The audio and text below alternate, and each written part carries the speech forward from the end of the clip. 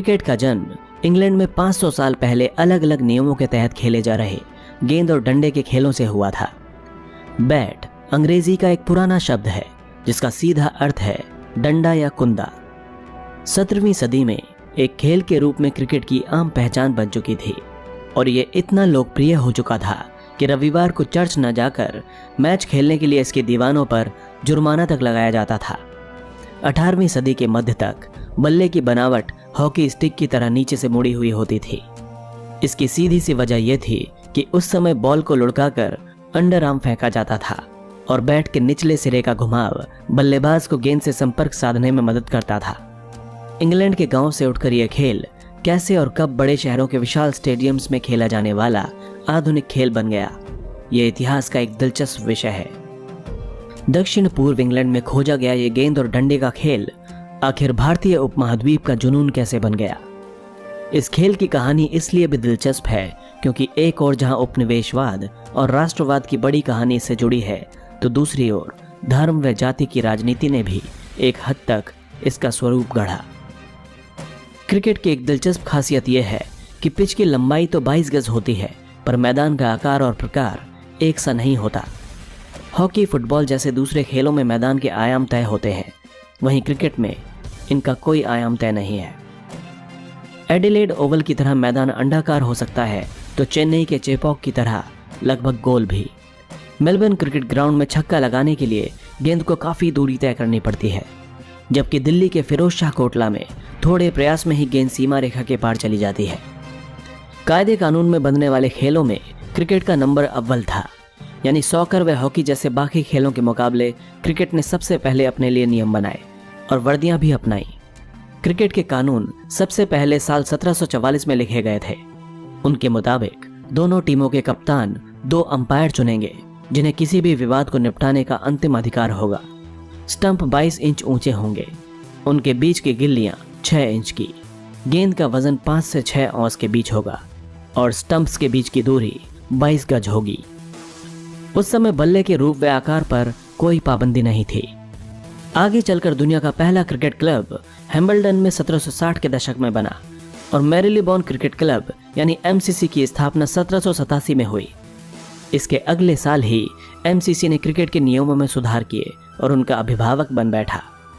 MCC के सुधारों के कारण अब खेल में कई सारे बदलाव आ गए, जिन्हें 18वीं सदी के दूसरे हिस्से में लागू किया गया। 1760 और 70 के दशक में जमीन पर लुढ़काने की जगह गेंद को हवा में लहराकर आगे पटकने का चलन हो गया था।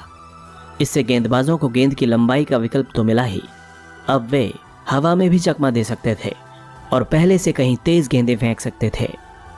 इससे स्पिन और स्विंग के लिए नए दरवाजे खुल गए। जवाब में बल्लेबाजों को अपनी टाइमिंग व शॉट सिलेक्शन पर महारत हासिल करनी थी। एक नतीजा तो फौरन ये हुआ कि मुड़े हुए बल्ले की जगह सीधे बल्ले ने ले ली। इन सब बदलावों की वजह से हुनर व तकनीक महत्वपूर्ण हो गए, जबकि ऊबड़ खाबड़ मैदान या शुद्ध ताकत की भूमिका कम हो गई। गेंद का वजन अब 5.5 से 6.25 औंस तक हो गया और बल्ले की चौड़ाई 4 इंच कर दी गई। ये तब हुआ जब एक बल्लेबाज ने अपनी पूरी पारी विकेट जितने चौड़े बल्ले से खेल डाली थी। पहला लेग बिफोर विकेट नियम 1774 में प्रकाशित हुआ। लगभग उसी समय तीसरे स्टंप का भी चलन हुआ। 1780 तक बड़े मैचों की अवधि 3 दिन तक हो गई थी और इसी साल 6 सीम वाली क्रिकेट बॉल भी सामने आई। 19वीं सदी में ढेर सारे बदलाव हुए। वाइड बॉल का नियम लागू हुआ, गेंद का सटीक व्यास तय किया गया, चोट से बचाने के लिए पैड और दस्तानों का इस्तेमाल होने लगा, बाउंड्री की शुरुआत हुई, जबकि इससे पहले हर रन दौड़कर लेना पड़ता था, और सबसे अहम बात, ओवर आर्म बॉलिंग कानूनी ठहराई गई। क्रिकेट के मैदान के आकार का अस्पष्ट होना उसकी ग्रामीण शुरुआत का सबूत है। क्रिकेट मूलतः गांव के कॉमन्स में खेला जाता था। कॉमन्स में ऐसे सार्वजनिक और खुले मैदान थे जिन पर पूरे समुदाय का साझा अधिकार होता था। कॉमन्स का आकार हर एक गांव में अलग अलग होता था, इसीलिए ना तो बाउंड्री तय थी और ना ही चौके। जब गेंद भीड़ में घुस जाती तो लोग क्षेत्र रक्षक या फील्डर के लिए रास्ता बना देते थे ताकि वह आकर गेंद वापस ले जाए। जब सीमा रेखा क्रिकेट के नियमों का हिस्सा बनी तब भी विकेट से उसकी दूरी तय नहीं की गई। नियम सिर्फ यह कहता है कि अंपायर दोनों कप्तानों से सलाह करके खेल के इलाके की सीमा तय करेगा। इंग्लैंड में क्रिकेट के आयोजन पर अंग्रेजी समाज की छाप साफ है। अमीरों को जो मज़े के लिए क्रिकेट खेलते थे शौकिया खिलाड़ी कहा गया और अपनी रोजी रोटी के लिए खेलने वाले गरीबों को पेशेवर यानी प्रोफेशनल कहा गया। अमीर शौकिया दो कारणों से थे। एक, ये खेल उनके लिए एक तरह का मनोरंजन था, खेलने के आनंद के लिए, न कि पैसे के लिए खेलना नवाबी ठाट की निशानी थी। दूसरा, खेल में अमीरों को लुभा सकने लायक पैसा भी नहीं था। पेशेवर खिलाड़ियों का मेहनताना वजीफा, चंदे या गेट पर इकट्ठा किए गए पैसों से तय किया जाता था।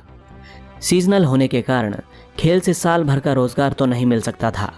जाड़े के महीनों यानी ऑफ सीजन में ज़्यादातर पेशेवर खिलाड़ी खदानों में काम करते थे या कहीं और मजदूरी करते थे।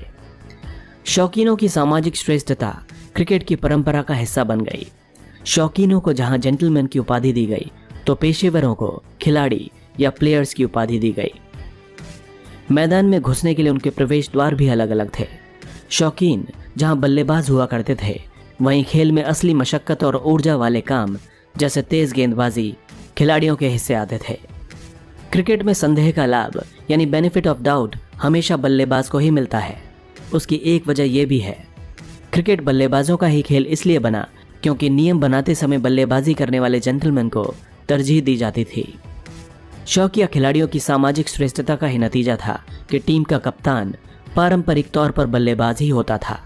इसलिए नहीं कि बल्लेबाज कुदरती तौर पर बेहतर कप्तान होते थे, बल्कि इसलिए कि बल्लेबाज तो आमतौर पर जेंटलमैन ही होते थे। चाहे क्लब की टीम हो या राष्ट्रीय टीम, कप्तान तो शौकिया खिलाड़ी ही होता था।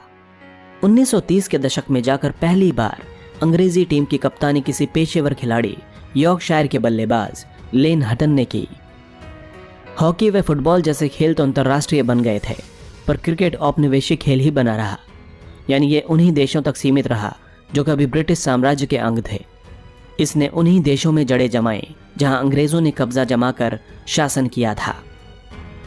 इन उपनिवेशों जैसे कि दक्षिण Africa, Zimbabwe, Australia, New Zealand, West Indies और कीनिया में क्रिकेट इसलिए लोकप्रिय खेल बन पाया क्योंकि गोरे बाशिंदों ने इसे अपनाया या फिर जहां स्थानीय अभिजात वर्ग ने अपने औपनिवेशिक मालिकों की आदतों की नकल करने की कोशिश की, जैसे कि भारत में। हालांकि ब्रिटिश शाही अफसर उपनिवेशों में यह खेल लेकर जरूर आए, पर इसके प्रसार के लिए खास तौर पर वेस्ट इंडीज व हिंदुस्तान जैसे गैर गोरे उपनिवेशों में उन्होंने शायद ही कोई प्रयास किया। क्रिकेट खेलना यहाँ सामाजिक व नस्ली श्रेष्ठता का प्रतीक बन गया और अफ्रीकी कैरेबियाई आबादी को क्लब क्रिकेट खेलने से हमेशा हतोत्साहित किया गया।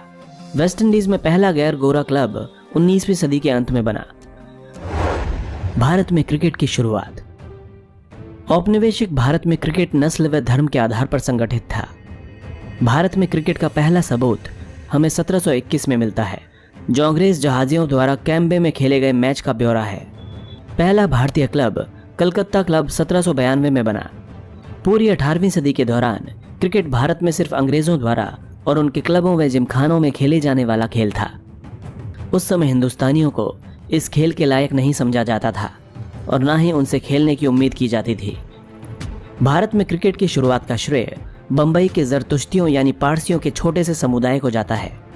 व्यापार के चलते सबसे पहले अंग्रेजों के संपर्क में आए और पश्चिमीकृत होने वाले पहले भारतीय समुदाय के रूप में पारसियों ने 1848 में पहले क्रिकेट क्लब की स्थापना बंबई में की, जिसका नाम था ओरिएंटल क्रिकेट क्लब। पारसी क्लबों के स्पॉन्सर और फाइनेंसर थे टाटा व वाडिया जैसे पारसी व्यवसायी। क्रिकेट खेलने वाले घमंडी अंग्रेजों ने उत्साही पारसियों की कोई मदद नहीं की। उल्टे गोरों के बॉम्बे जिमखाना क्लब और पारसी क्रिकेटरों के बीच पार्क के इस्तेमाल को लेकर एक झगड़ा भी हुआ। पारसियों ने शिकायत की कि बॉम्बे जिमखाना के पोलो टीम के घोड़ों द्वारा रौंदे जाने के बाद मैदान क्रिकेट खेलने लायक नहीं रह गया। जब ये साफ हो गया कि औपनिवेशिक अधिकारी अपने देशवासियों का पक्ष ले रहे हैं, तो पारसियों ने क्रिकेट खेलने के लिए अपना खुद का जिमखाना बनाया। पर पारसियों व नस्लवादी बॉम्बे जिमखाना के बीच की इस स्पर्धा का अंत अच्छा हुआ। पारसियों की एक टीम ने बॉम्बे जिमखाना को 1889 में हरा दिया। ये भारतीय राष्ट्रीय कांग्रेस की स्थापना के 4 साल बाद हुआ था। और दिलचस्प बात यह है कि इस संस्था के मूल नेताओं में से एक दादा भाई नौरोजी थे, जो अपने वक्त के महान राजनेता व बुद्धिजीवी थे। दादा भाई नौरोजी भी पारसी ही थे। पारसी जिमखाना क्लब की स्थापना ने जैसे एक नई परंपरा की शुरुआत की। दूसरे भारतीयों ने भी धर्म के आधार पर क्लब बनाने चालू कर दिए। हिंदू व मुस्लिम दोनों ही 1890 के दशक में हिंदू व इस्लाम जिमखाना के लिए पैसे इकट्ठे करते दिखाई दिए। ब्रिटिश औपनिवेशिक भारत को राष्ट्र नहीं मानते थे। उनके लिए तो ये जातियों, नस्लों व धर्मों के लोगों का एक समूह था जिन्हें उन्होंने उपमहाद्वीप के स्तर पर एकीकृत किया था। 19वीं सदी के अंत में कई हिंदुस्तानी संस्थाएं व आंदोलन जाति व धर्म के आधार पर ही बने थे। औपनिवेशिक हिंदुस्तान में सबसे मशहूर क्रिकेट टूर्नामेंट खेलने वाली टीमें क्षेत्र के आधार पर नहीं बनती थीं, जैसा कि आजकल रणजी ट्रॉफी में होता है, बल्कि धार्मिक समुदायों की बनती थीं। इस टूर्नामेंट को शुरू में क्वाड्रेंगुलर या चतुष्कोणीय कहा गया, क्योंकि इसमें 4 टीमें यूरोपीय, पारसी, हिंदू व मुसलमान खेलती थीं। बाद में ये पेंटागुलर या 5 कोणीय हो गया और द रेस्ट नाम की नई टीम में भारतीय ईसाई जैसे बचे खुचे समुदायों को शामिल किया गया। मिसाल के तौर पर विजय हजारे जो ईसाई थे, द रेस्ट के लिए खेलते थे। पत्रकारों, क्रिकेटरों व राजनेताओं ने 1930 और 40 के दशक तक इस पंचकोणीय टूर्नामेंट की नस्लवादी व सांप्रदायिक बुनियाद पर सवाल उठाने शुरू कर दिए थे। उनका मानना था कि ऐसे समय में जब राष्ट्रवादी हिंदुस्तानी अवाम को एकजुट करना चाह रहे थे, इस टूर्नामेंट का क्या तुक था। इसके विपरीत क्षेत्र आधारित नेशनल क्रिकेट चैंपियनशिप नामक एक नए टूर्नामेंट का आयोजन शुरू हुआ, जिसे बाद में रणजी ट्रॉफी का नाम दिया गया। लेकिन पंचकोणीय टूर्नामेंट की जगह लेने के लिए इसे आज़ादी का इंतजार करना पड़ा। पंचकोणीय टूर्नामेंट की नींव में ब्रिटिश सरकार की फूट डालो शासन करो की नीति थी। ये एक औपनिवेशिक टूर्नामेंट था जो ब्रिटिश राज के साथ ही खत्म हो गया।